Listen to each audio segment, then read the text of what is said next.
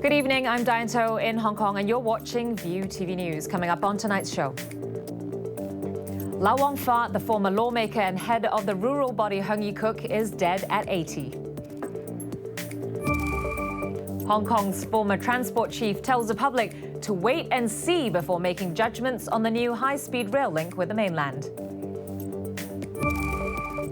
And Moscow's ambassador to Washington steps down amid ongoing probes into alleged Russian meddling in Donald Trump's presidential campaign.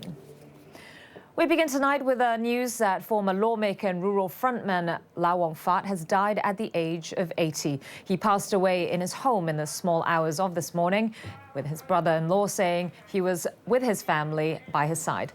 Dubbed King of New Territories, Lau had chaired the rural body Hung Yee-Kuk for 35 years, since 1980. He became a member of the Legislative Council in 1985 and was appointed into then-Chief Executive Donald Tsang's Executive Council in 2009. His son Kenneth Lau took over his chairmanship and subsequently his LegCo seat in 2015. And Lau has since then rarely made any public appearances. In a statement, Chief Executive Carrie Lam offered her condolences to his family on behalf of the government, adding, quote, "Uncle Lau, you will be sorely missed always."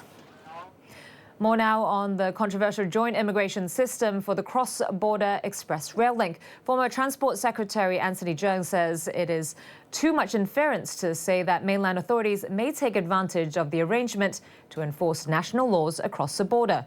His remarks come after some have speculated that mainland officers could exercise full power in the mainland's arrival and departure halls at the rail link's West Kowloon terminus, instead of just performing the usual customs, immigration and quarantine procedures. Cheung did not reply to queries about whether he had fought for restricting the power of mainland customs at the terminus during his term of office, but he did say the whole dispute about the joint checkpoint is a matter of trust and politics. Politics being politics, people may look at things from a more sensational perspective.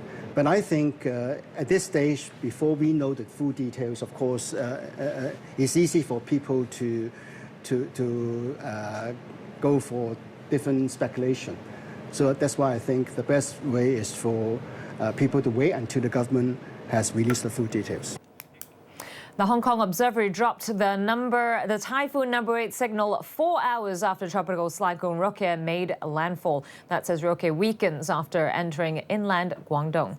Ferry services to the islands and cross borders, which were suspended temporarily, have resumed. People and tourists have been going out as usual thanks to the weaker than expected winds. Many said they were not afraid to surf at the beach or travel by ferry under the thunderstorms. I have no fear in my soul. So what's your preparation about the safety?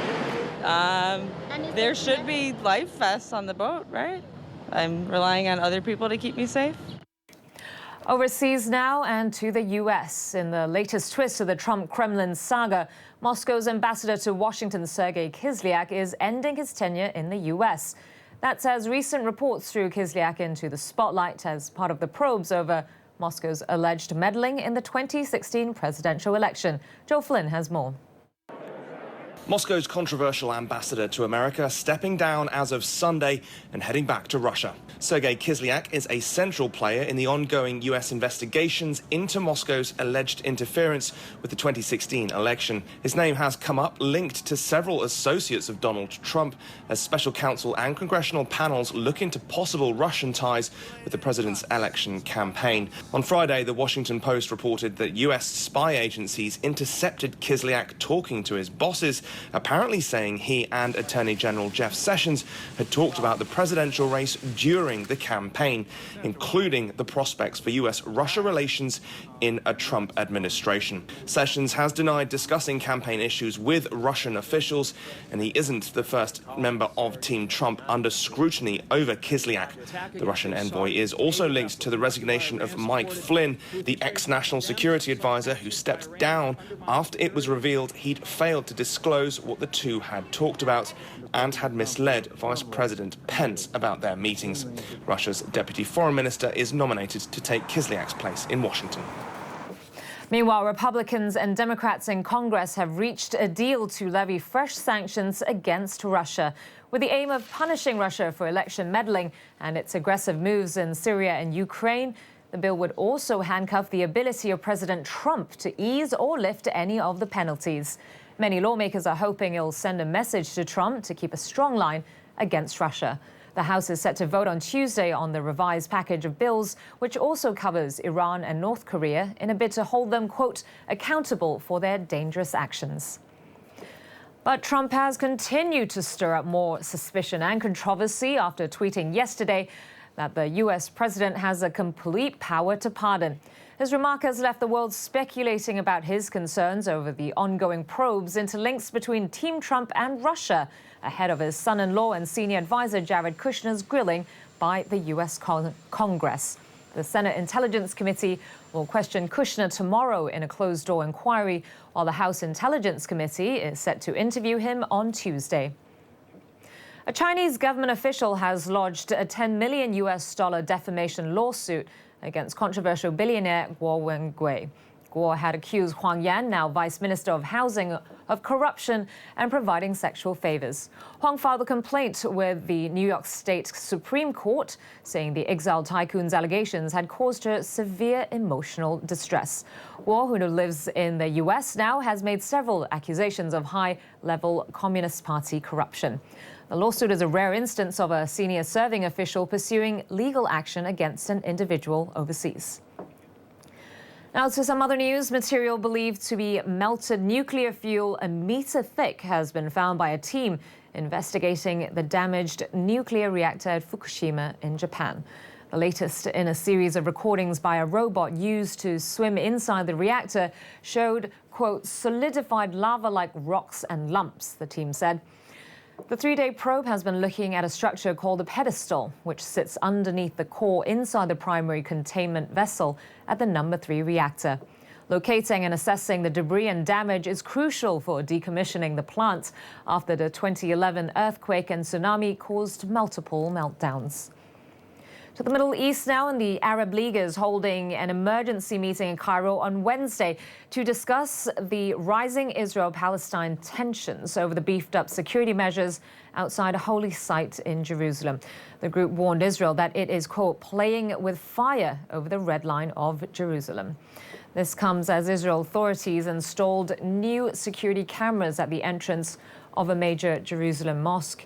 The 2 new cameras are said to be located on top of the recently installed metal detectors at the old city's Lion's Gate, which leads to the noble sanctuary Temple Mount compound. Israel also announced it would not remove the metal detectors, but could reduce their use in future, installing more surveillance cameras with facial recognition technology instead.